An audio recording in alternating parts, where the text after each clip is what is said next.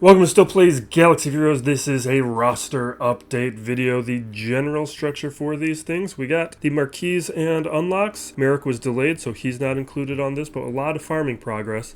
And that is all working towards the big goals of Baylan Skoll and GL Ahsoka with our major projects. Then with Crons, Datacrons, Omicrons, probably not too much there today. And then improving general weaknesses on the roster, improving raids, ship pilots, et al.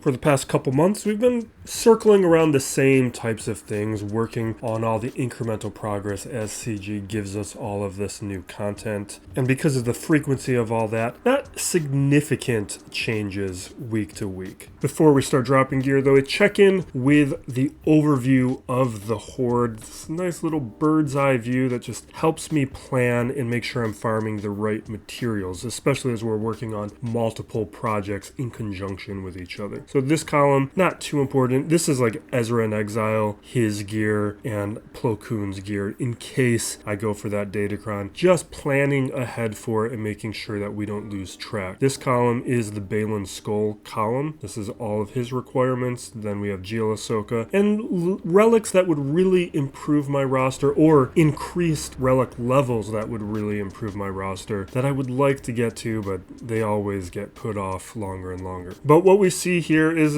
for the most part, we're in a really good place. Circuit boards, we're doing well. I'm just careful with crystals right now. So the last time those packs appeared, I didn't really go after them. I got a couple, but I want to save my crystals for the upcoming chase for the punishing one. Same thing with bronzium wiring. I used to really be in a good place with this where I never had to worry about it because I just have a long-term account and I was always careful with relics. So I had always had a surplus and was staying ahead of what I needed on the bronzium wiring. That looks to be over for me now. I'm now going to start playing within an arena that the majority of the player base is in. My surplus has now been exhausted with that material. Then everything else is looking pretty good except for the signal data. We see that same thing reflected with these other gear pieces where I'm still going after the fusion furnaces and the HoloLens, but really after the next raid payout, I'm going to be good here until we see what the next set of GL Ahsoka requirements are going to be. Kairos, I'm not bad. I'm in a pretty solid place in, although, and this does include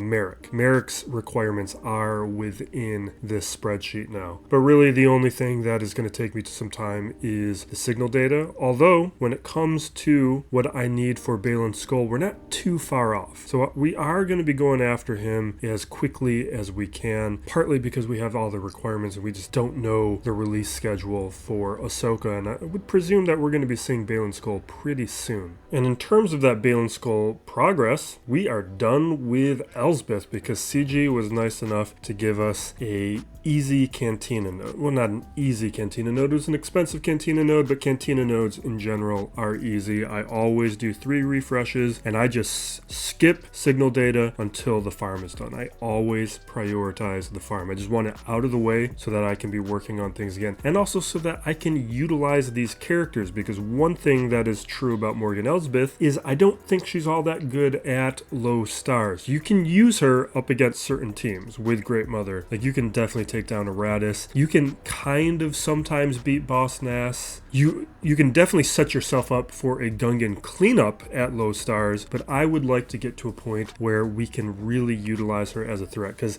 she's going to be far more important at full star, at 7 stars or at relics than I think Great Mother, because she is going to be the one taking all those hits. So I think we're going to do something a little bit different today. And maybe I think what we'll do is we'll check in on this health pool. Like our status here is at 32,186, which isn't great because normally I would do like a week of Gear 12 testing in Grand Arena to see how viable she would be. I don't think she's going to be viable at all. And as we look at these numbers, they're barely changing. Like she's not going to be taking too many hits at these levels. So I think, well, we're definitely taking up to Gear 12. Yeah, just minuscule improvement. I think I'm taking her up to relics. We're not going to do that week of Gear 12 testing because I think she's going to be very valuable if I can make her be a reliable Gungan counter, or if if I can start beating like a Cadme. If I have more flexibility to take out those Cadme squads, that's going to be a huge plus, and I'm hoping just her at relics is going to be enough to do that. Now with the signal data where I'm at, I don't think we're going to push it too far, but you can see at the relics we just doubled a lot of those stats, or at least the health stat, maybe not the protection.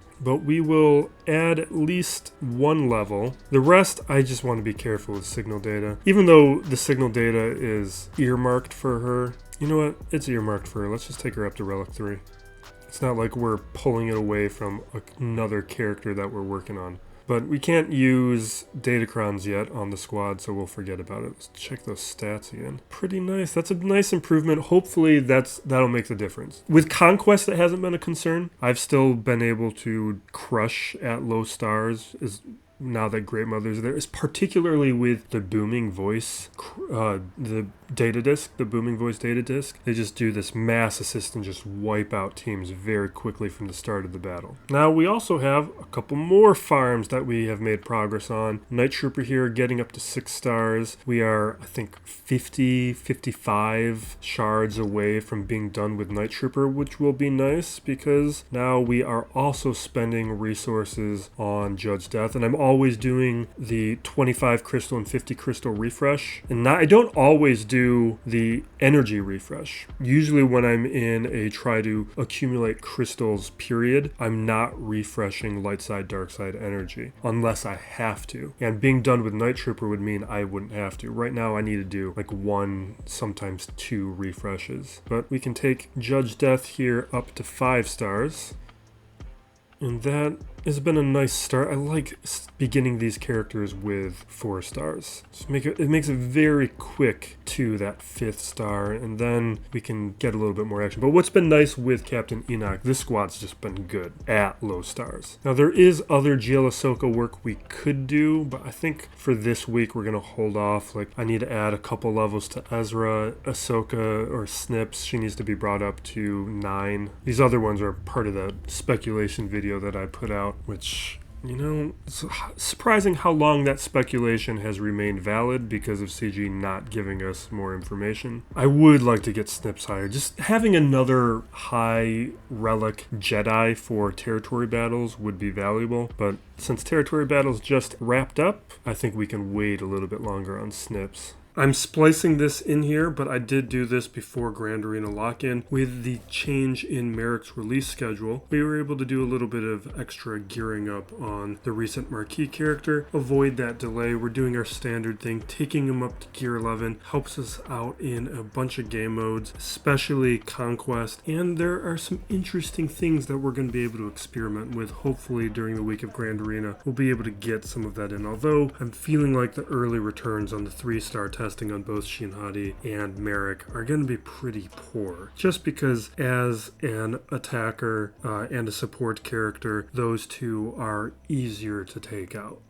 But a lot of interesting potential here. With the raid, it takes a little bit of work, but I'm hitting 6.2 with some good amount of reliability at this stage. I'm pretty satisfied with that. I thought I was going to be in this 5.4 range at the levels my characters are at. But considering the timelines of raids, I'm pretty satisfied with this result, and this is probably where I'm stopping. Other than the incidental progress we'll make with like improved mods, like I could do a little bit better with the Maul squad, and improved performance with like Cadme. Like, I have received 2.4 once. I have not been able to recreate that performance with this squad. I usually get about 2.1, but I do have to run a number of attempts. I would like to stop running as many of attempts as I can. We might see different progress with Kelleran's squad if like Plo Koon is brought up to relics, which we might do. And the other thing that'll definitely be happening is Jar Jar being increased in relic levels. But we're already maxing out that tier. The only issue is it does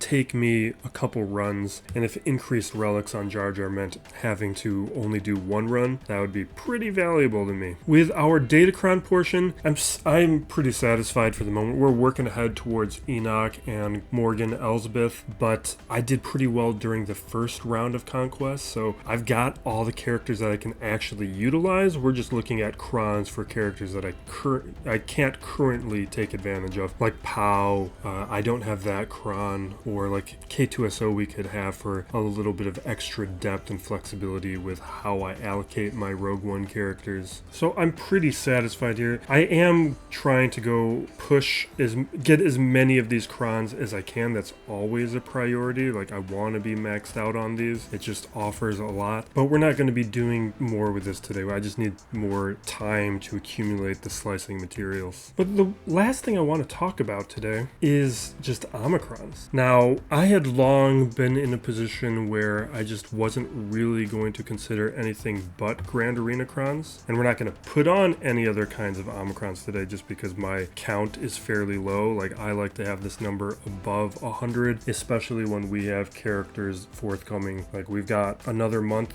before we need to be dropping Amis on Ezra in Exile. We got Bale and Skull showing up. We just have a number of characters that are going to be receiving these, so 80 might seem like enough for some players, but it's actually not many at all. That's basically already allocated and used up. But what is happening is I'm getting really tired of how much time territory battles is taking. So these Omicrons that I used to just wouldn't even consider for a moment, I think where I'm getting at is if an Omicron in territory battles would allow me to auto, that to me would be worth it. Now, I don't know if which ones do or do not allow that. It's something I'm going to be paying attention to, because that quality of life change would be significant. When we're talking 6 days of spending a lot of time, that's very regular and reliable. That's an Omicron that you can just know is going to retain a meaningful amount of value.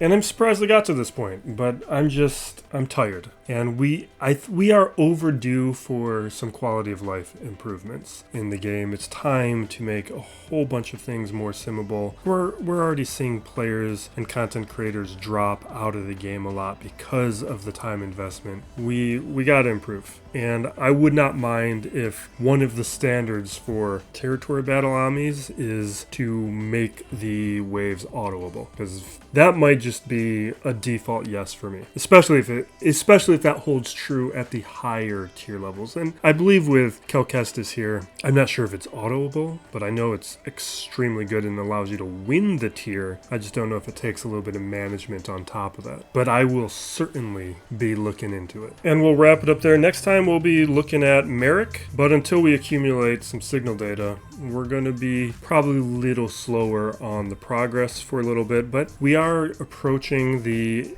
anniversary, so those sets of rewards will probably make a big boost in some of the progress on these projects, and we're probably due for some double drops. We're probably right around that period, and during that double drop period, I'm hoping to make some nice progress on that signal data. I will be trying to take advantage. But thank you for watching. Be excellent to each other, everybody. This is still Plays Galaxy of Heroes.